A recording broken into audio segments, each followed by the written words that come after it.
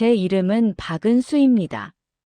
올해 45살 서울 종로에서 작은 빵집을 운영한 지 벌써 15년째예요. 빵집 이름은 라밀 브레드. 프랑스어로 친구라는 뜻이죠. 손님들과 친구처럼 지내고 싶어서 지은 이름인데 요즘은 그 이름이 무색할 정도로 한 손님 때문에 밤잠을 설치고 있습니다. 매일 새벽 5시 30분이면 저는 일어나요. 반죽을 치대고 오븐에 불을 지피고 빵이 부풀어 오르는 걸 지켜보죠. 갓 구운 빵 냄새가 가게를 가득 채울 무렵 시계는 6시 30분을 가리킵니다. 문을 여는 시간이에요. 그런데 요즘은 문을 열기도 전에 가슴이 두근거려요. 30분 후면 그분이 오실 테니까요. 7시 정각. 유리문이 열리는 소리가 들렸습니다. 저는 손을 닦으며 카운터로 나갔어요. 그분이었습니다. 윤말순 할머니. 올해 80살이라고 하셨죠. 안녕하세요, 할머니. 네, 안녕하세요. 할머니는 언제나처럼 허름한 회색 코트를 입고 계셨어요. 구부정한 허리, 주름진 얼굴.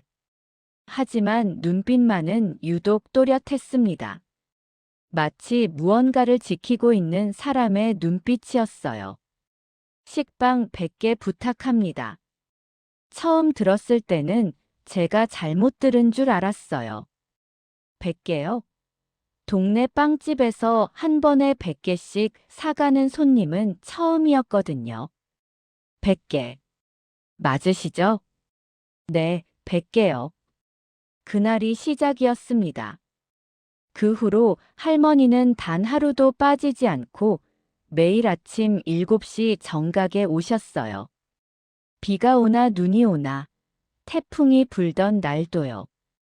그런데 이상한 점이 하나둘이 아니었습니다.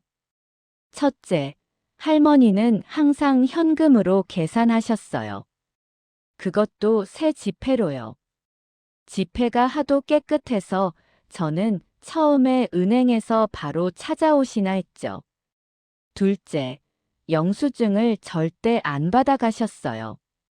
제가 드리려고 하면 손사래를 치시며 괜찮아요 하셨습니다. 셋째, 배달을 아무리 권해도 꼭 직접 손수레에 담아서 끌고 가셨어요. 80살 할머니가 15kg이 넘는 빵을 매일 끌고 가시는 모습을 보면 가슴이 아팠습니다. 할머니, 정말 배달해 드릴게요. 제가 퇴근길에 갖다 드려도 되고요. 아니에요. 직접 가져가야 해요. 왜일까요? 왜 꼭 직접 가져가셔야 할까요? 사흘째 되던 날, 아르바이트생 민지가 조심스럽게 물었어요. 사장님, 저 할머니 혹시 도매상 하시는 거 아닐까요? 도매상이면 카드를 쓰지. 왜 매번 새 돈을 준비해 올까? 그럼, 노숙자 급식소 같은데 기부하시는 거? 저도 그렇게 생각하고 싶었어요. 하지만 뭔가 맞지 않았습니다. 기부라면 왜 영수증을 안 받아가실까요? 세금 공제도 받을 수 있는데요. 일주일이 지났습니다. 열흘이 지났어요. 할머니는 단 한 번도 빠지지 않으셨고, 저는 점점 더 불안해졌습니다. 그러던 어느 날 밤이었어요. 저는 집에서 뉴스를 보고 있었습니다. 최근 노인들을 이용한 새로운 수법의 자금 세탁이 기승을 부리고 있습니다. 범죄 조직이 고령자에게 소액의 수수료를 주고 현금을 물품으로 바꾸게 하는 방식인데요. 경찰은 이런 거래를 목격하면 즉시 신고해달라고 당부했습니다. 그 순간 등골이 오싹해졌어요. 매일 같은 시간, 같은 물건, 현금 계산, 새 지폐, 영수증 거부. 모든 게 딱 들어맞았습니다. 설마 할머니가 누군가에게 이용당하시는 건 아니겠지? 잠이 오지 않았어요. 뒤척이다가 새벽 4시에 벌떡 일어났습니다. 그리고 결심했죠. 오늘은 확인해야겠어. 할머니가 그 빵을 어디로 가져가시는지. 새벽 5시, 저는 평소보다 일찍 빵집으로 갔습니다. 서둘러 빵을 굽고 창가 자리에 앉았어요. 손에는 땀이 났고 가슴은 미친 듯이 뛰었습니다. 6시 50분. 저는 어두운 코트를 꺼내 입고 모자를 눌렀었어요. 미행할 준비를 한 거죠. 7시 정각. 유리문이 열렸습니다. 할머니가 들어오셨어요. 저는 평소처럼 웃으며 빵을 포장해 드렸습니다.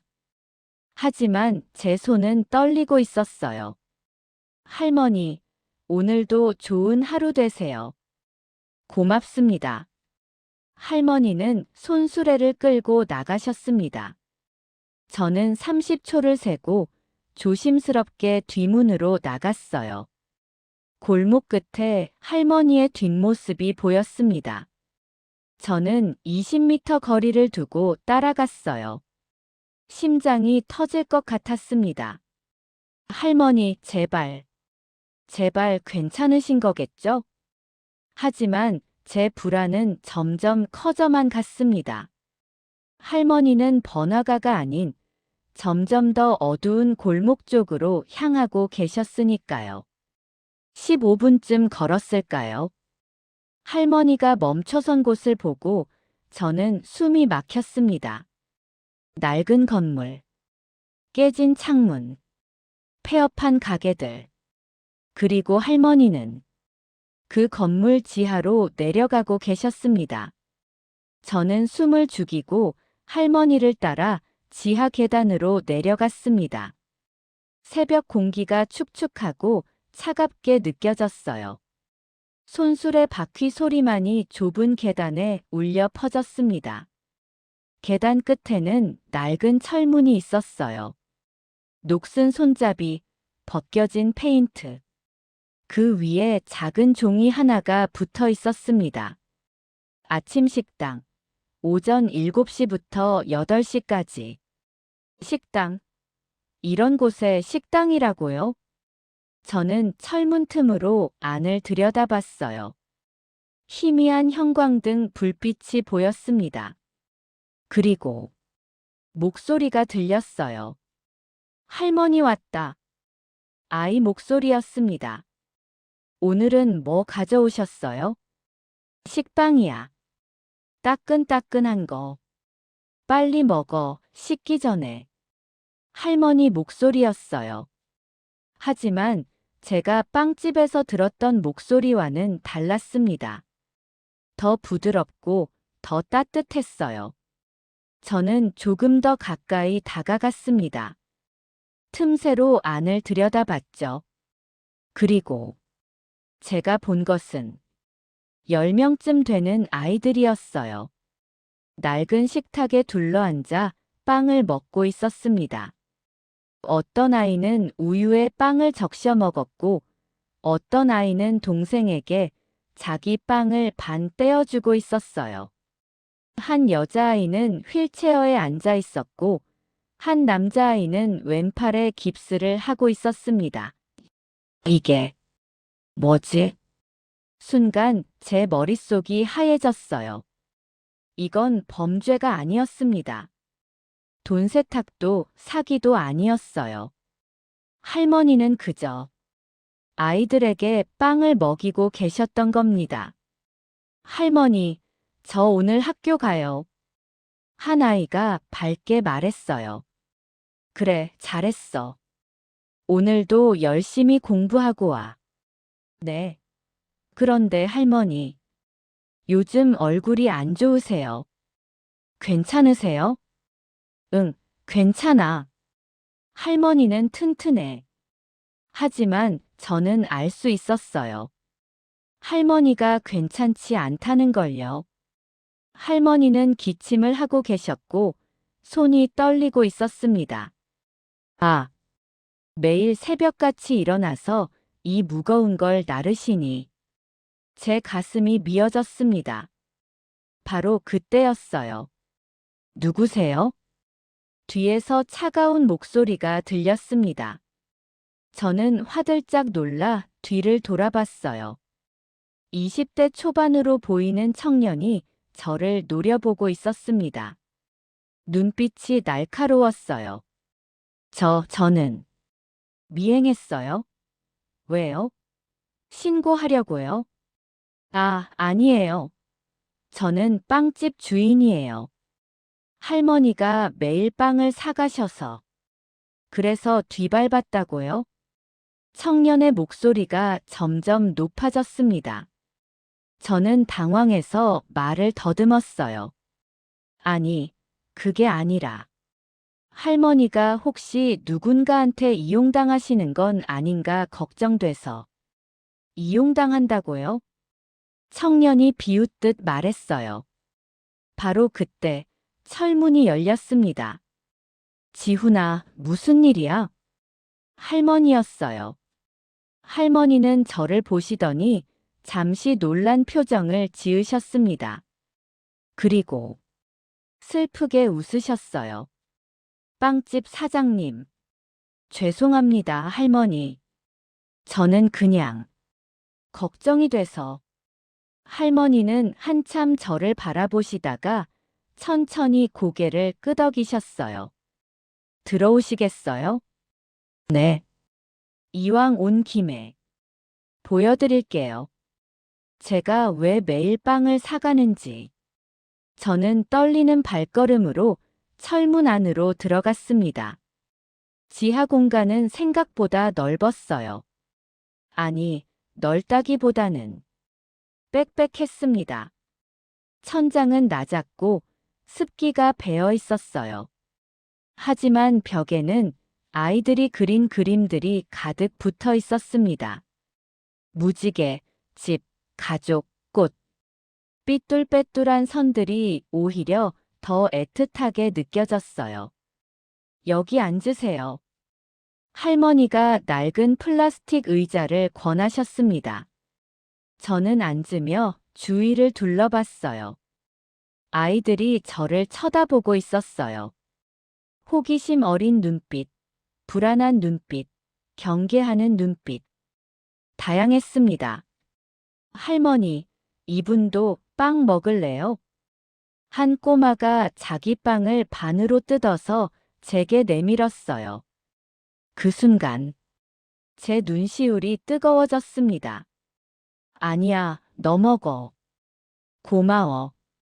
아이는 환하게 웃으며 다시 빵을 베어 물었어요. 할머니가 제 옆에 앉으셨습니다. 사장님, 놀라셨죠? 할머니, 이 아이들은 제 아이들이에요. 할머니는 조용히 말씀하셨어요. 그리고 벽에 붙은 낡은 사진 하나를 가리키셨습니다.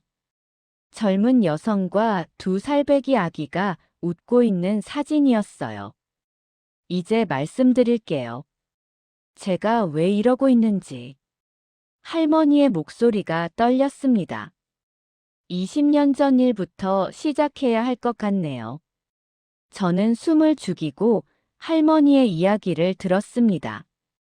그리고 그날, 저는 평생 잊지 못할 이야기를 듣게 됐습니다. 제 딸 이름은 수진이었어요. 할머니는 벽에 붙은 사진을 바라보며 말씀을 시작하셨습니다. 목소리가 가늘게 떨리고 있었어요. 29살에 미혼모가 됐어요. 아기 아버지는 책임지지 않고 떠났죠. 딸은 혼자 아기를 키우기로 했어요. 저는 조용히 듣고 있었습니다. 아이들도 빵 먹는 것을 멈추고 할머니 이야기에 귀를 기울였어요. 처음엔 저도 반대했어요. 세상이 미혼모에게 얼마나 가혹한지 알았거든요. 사람들 손가락질, 차별, 냉대. 딸이 그런 걸 견뎌야 한다는 게 너무 가슴 아팠어요. 할머니는 잠시 말을 멈추고 깊은 숨을 들이쉬셨습니다. 하지만 딸은 제 생각보다 강했어요. 엄마, 괜찮아요. 저 혼자서도 할 수 있어요. 그렇게 말하더라고요. 낮에는 식당에서 일하고 밤에는 아기를 돌봤어요. 잠도 제대로 못 자면서요. 할머니 눈에 눈물이 맺혔습니다. 그 아기. 제 손주 미나는 정말 예쁜 아이였어요. 웃을 때마다 보조개가 2개 생겼죠. 저를 보면 할미 하면서 달려왔어요. 지금도 그 목소리가 귀에 들려요. 저는 가만히 할머니 손을 잡았습니다. 할머니 손은 차갑고 거칠었어요. 미나가 2살 되던 해 겨울이었어요. 2004년 12월 15일. 그날을 어떻게 잊겠어요. 할머니 목소리가 더 떨렸습니다. 우리는 종로에 있는 낡은 고시원 건물에서 살았어요. 방 하나에 셋이서요. 좁았지만 행복했어요. 그날 밤도 저녁을 먹고 미나가 제 무릎에 앉아 동화책을 보고 있었죠. 저는 숨을 죽이고 들었습니다. 새벽 4시쯤이었을 거예요. 갑자기 복도에서 소리가 들렸어요.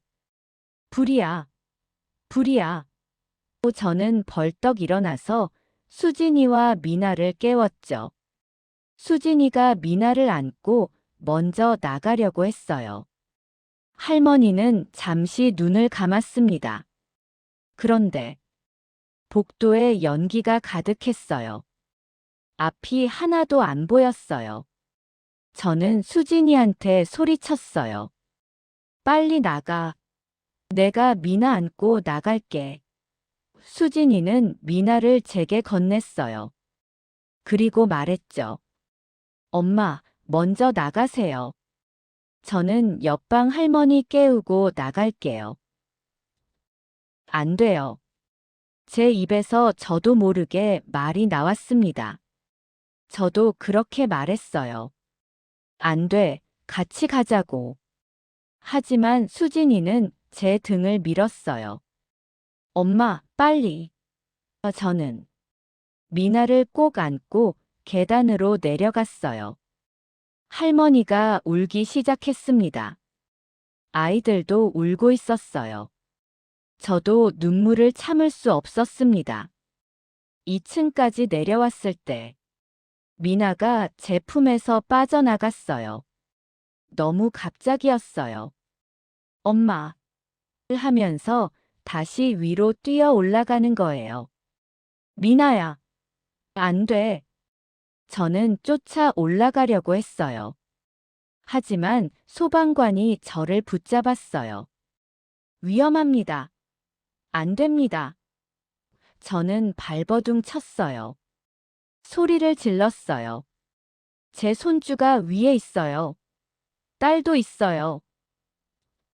할머니는 2 손으로 얼굴을 가렸습니다. 하지만 소용없었어요. 불은 너무 빨리 번졌고 저는 그렇게 말을 잇지 못하셨어요. 지하 공간에 깊은 침묵이 흘렀습니다. 아이들 중 몇 명이 훌쩍이는 소리만 들렸어요. 얼마나 지났을까요? 할머니가 천천히 얼굴을 들었습니다. 수진이와 미나. 둘 다 못 나왔어요. 그날 그 건물에서 5명이 돌아가셨어요. 제 딸과 손주도 그 중에 있었죠.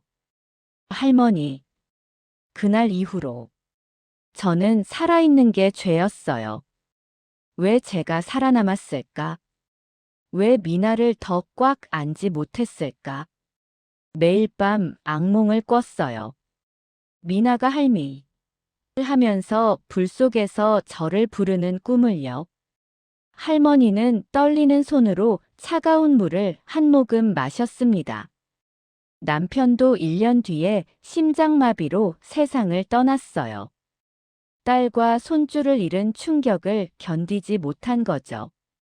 그렇게 저는 완전히 혼자가 됐어요. 그럼 이 아이들은? 제가 조심스럽게 물었습니다. 할머니는 아이들을 둘러보며 쓸쓸하게 웃으셨어요.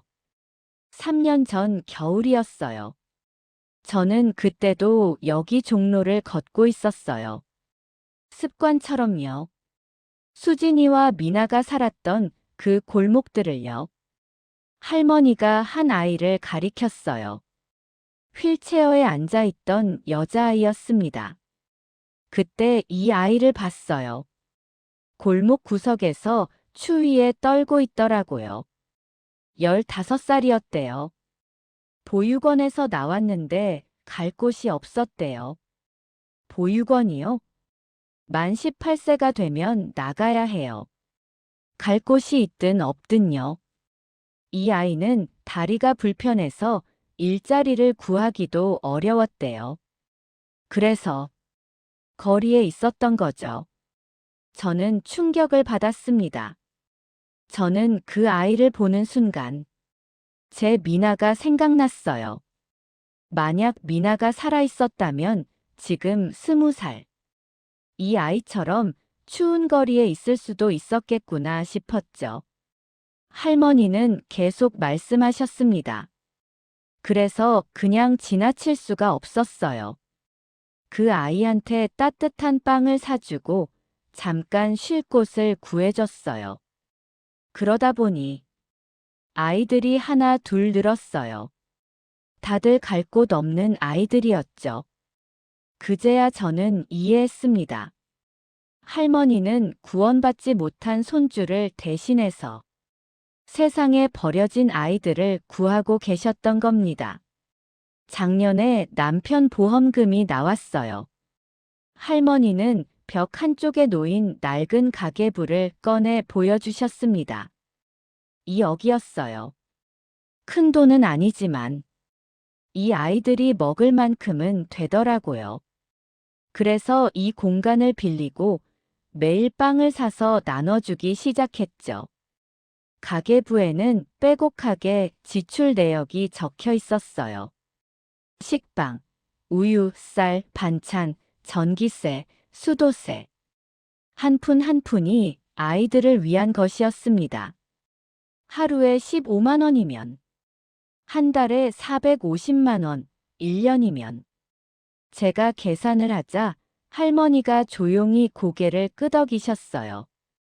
5천만 원이 넘죠. 이 억으로는 4년도 못 버텨요. 알아요.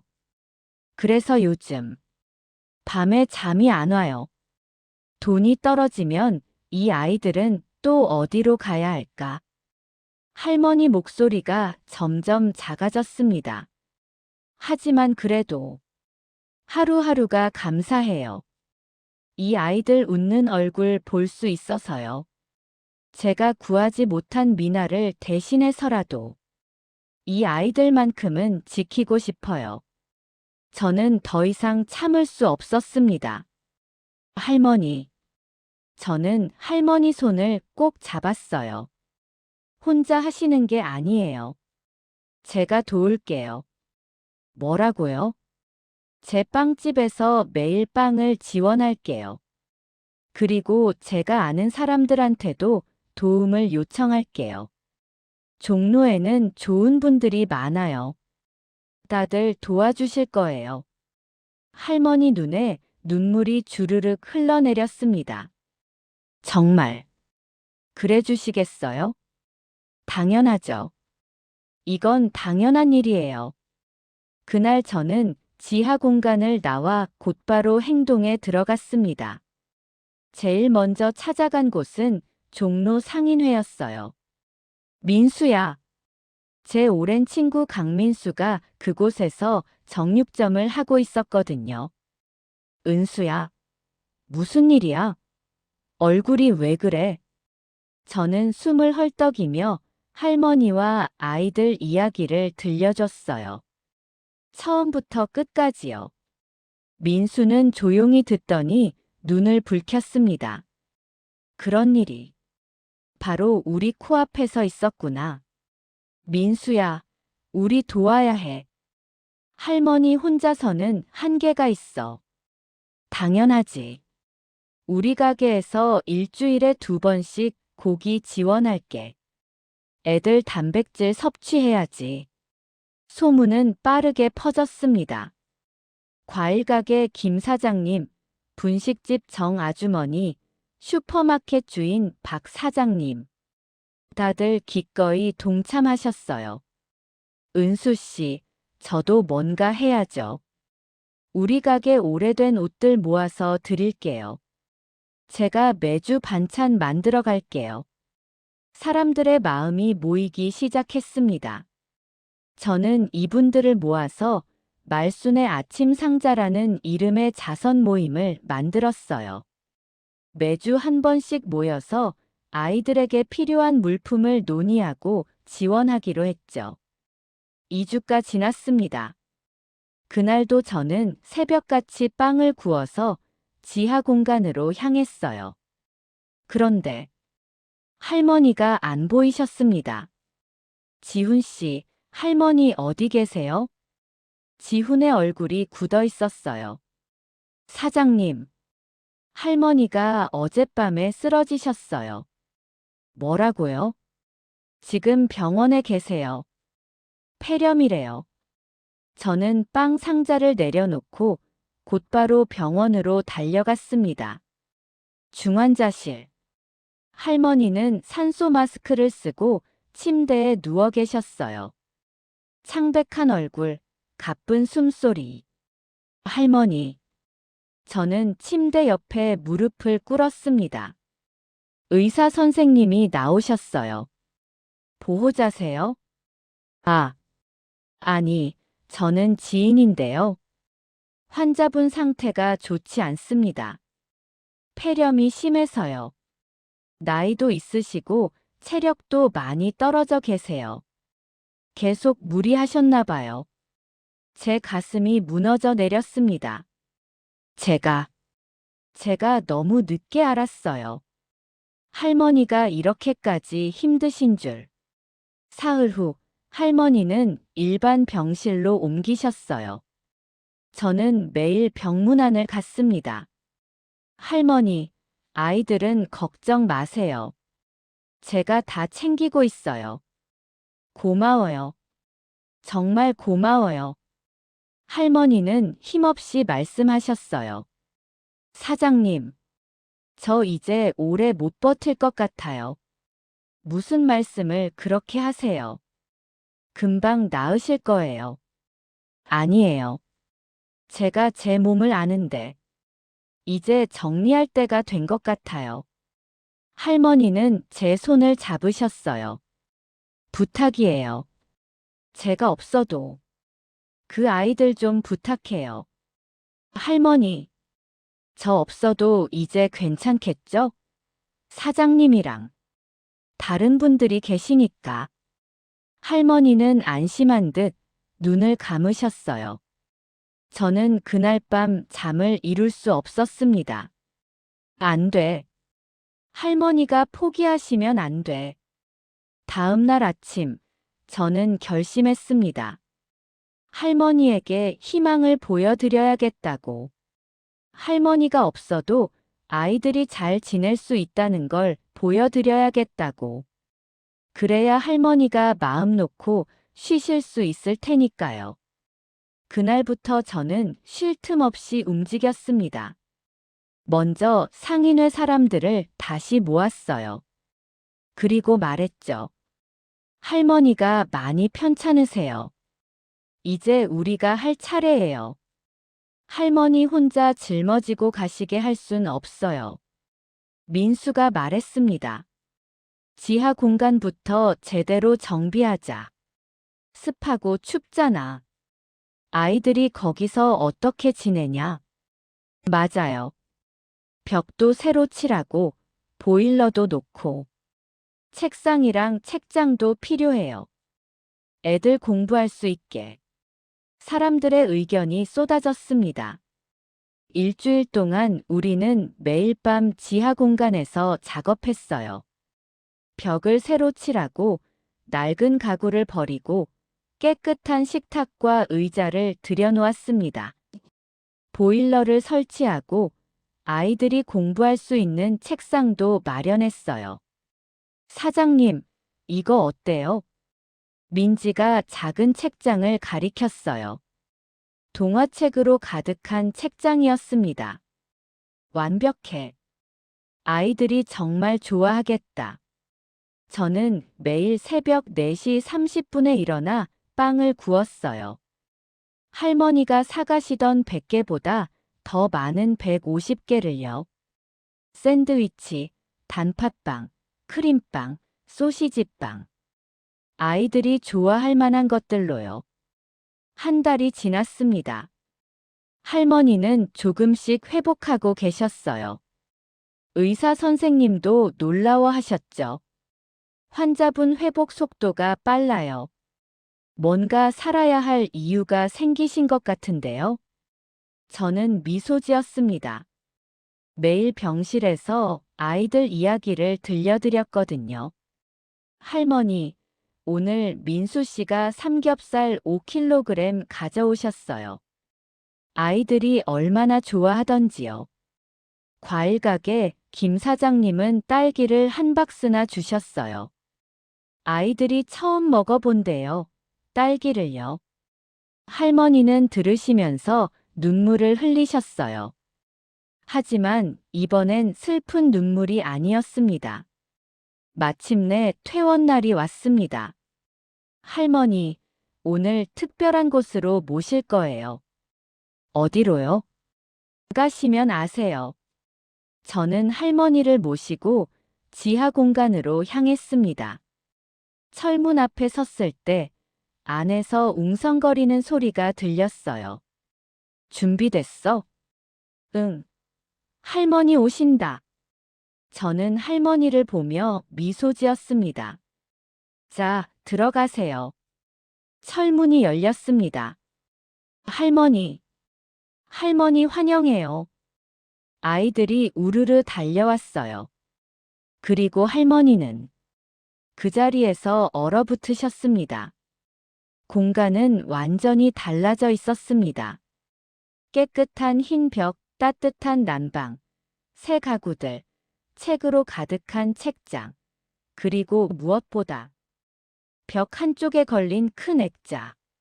할머니 딸 수진 씨와 손주 미나의 사진이었어요. 그 아래에는 이렇게 적혀 있었습니다. 수진이와 미나를 기억하며 모든 아이들이 따뜻한 아침을 맞이할 수 있기를. 할머니는 아이들을 껴안으며 목 놓아 우셨습니다. 고마워요. 정말 고마워요.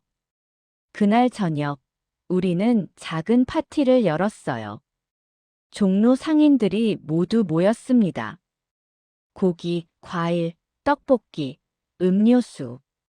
아이들은 오랜만에 배불리 먹고 웃었어요. 할머니는 아이들 사이에 앉아 행복한 표정으로 주위를 둘러보셨습니다. 이제 저 없어도 되겠네요. 무슨 말씀을 하세요, 할머니? 아니에요. 이제 나 말고도 이 아이들을 지켜줄 사람이 이렇게 많으니까요. 정말 마음이 놓여요. 석 달 후, 저는 빵집 앞에 새로운 간판을 달았습니다. 모두가 먹을 수 있는 아침. 윤말순 할머니의 마음을 담아. 그 아래 작은 글씨로 이렇게 적었어요. 매일 아침 7시 도움이 필요한 분께 따뜻한 빵을 나눕니다.